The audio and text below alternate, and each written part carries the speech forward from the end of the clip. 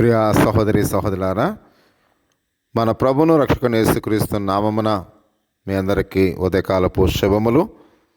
దేవుని యొక్క సందేశాన్ని విందాం. ఓడిపోవడానికి భయమా? లూకా సువార్త 10వ అధ్యాయము 2వ వచనములో, కోత విస్తారముగా ఉన్నది కానీ పనివారు కొద్దిమందియే. ప్రియ సహోదరి సహోదరులారా, గడిచిన 2000 సంవత్సరాల్లో పరిస్థితులు ఏమి పెద్దగా మారలేదు. మేధస్సును ఉపయోగించి ఆలోచించగల క్రైస్తవుడు ఈ కాలంలో ఏ విషయాన్ని గమనిస్తున్నాడో అదే విషయాన్ని యేసు తన కాలాల్లో గుర్తించాడు. కోత విస్తారముగా ఉన్నది అని లూకా సువార్త 10వ అధ్యాయం 2వ వచనంలో మనం చూస్తూ ఉన్నాం. ప్రియ సహోదరి సహోదరుడా, ఏదైనా ఒక పుస్తకశాలలోనికి వెళ్ళి చూడండి. నూతన యుగము మరియు ఆధ్యాత్మిక అనే అంశాలపై సెల్ఫ్ నిండా పుస్తకాలు ఉంటాయి. అయితే జీవితానికి అర్థం తెలుసుకోవాలని చిరకాలముగా ప్రజలు చేస్తున్న ప్రయత్నమే నూతన యుగం. ఈ కాలపు ప్రజలు ప్రత్యేకతను సంపాదించుకోవడానికి ప్రయత్నిస్తూ అతిగా త్రాగుతూ ఉన్నారు, తింటూ ఉన్నారు, అదిగా టెలివిజన్ చూస్తూ ఉన్నారు. సెల్ ఫోను లేకపోతే మనిషి మనుగడ లేనట్లుగా ప్రతి ఒక్కరికి సెల్ ఫోన్ చూస్తూ ఉన్నారు. ఒక విధంగా చెప్పాలంటే కొంతమందికి మరుగుదొడ్లు అయితే లేవు, కానీ ప్రతి ఇంటికి 5 సెల్ ఫోన్లు 6 సెల్ ఫోన్లు ఉన్నాయి.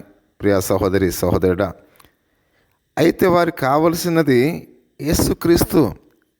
ఇవి మాత్రమే కాదు, వారి జీవితానికి ప్రభు ఎంతో అవసరమై ఉన్నాడు అనే విషయాన్ని చాలామంది మర్చిపోతూ ఉన్నారు.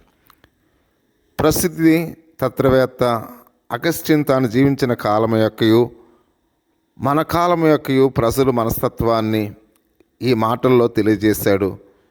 ఓ ప్రభువా, నీవు మమ్మలను నీ కొరకు సృష్టించుకున్నావు.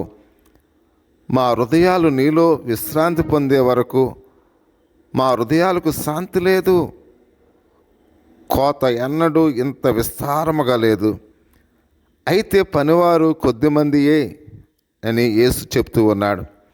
ఇందువలన పంటను సేకరించడానికి తగినంత మంది పనివారు లేరు. ఎందుకని?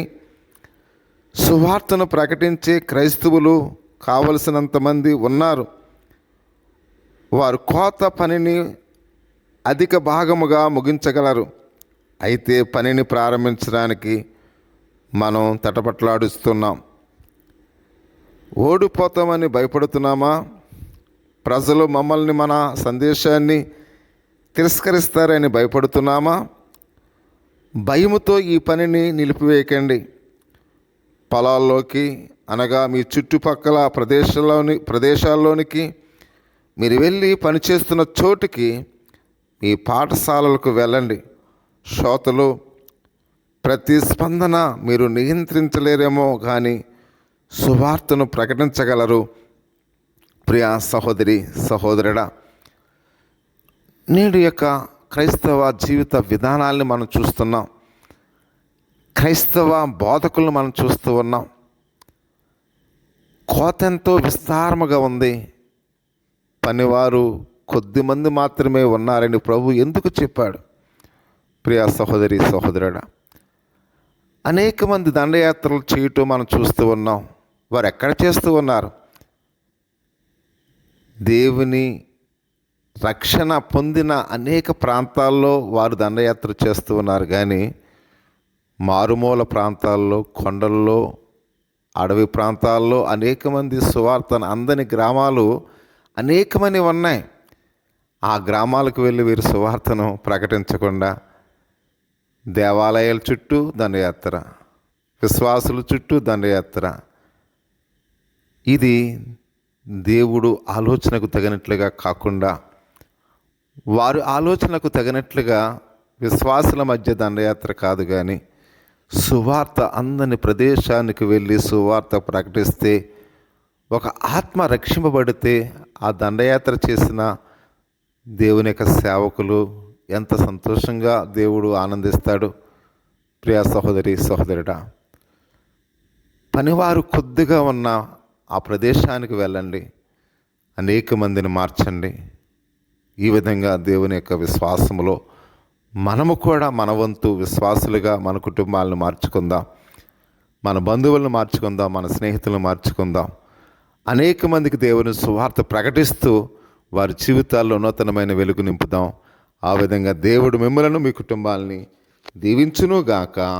ఆమేన్. ప్రార్థన చేసుకుందాం. పరిశుద్ధుడా మహోన్నతుడా సర్వాధికారి స్తోత్రాలు తండ్రి, ఈ ఉదయకాల సమయంలో దేవుని సందేశాన్ని వింటున్న ప్రతి ఒక్కరిని దీవించండి.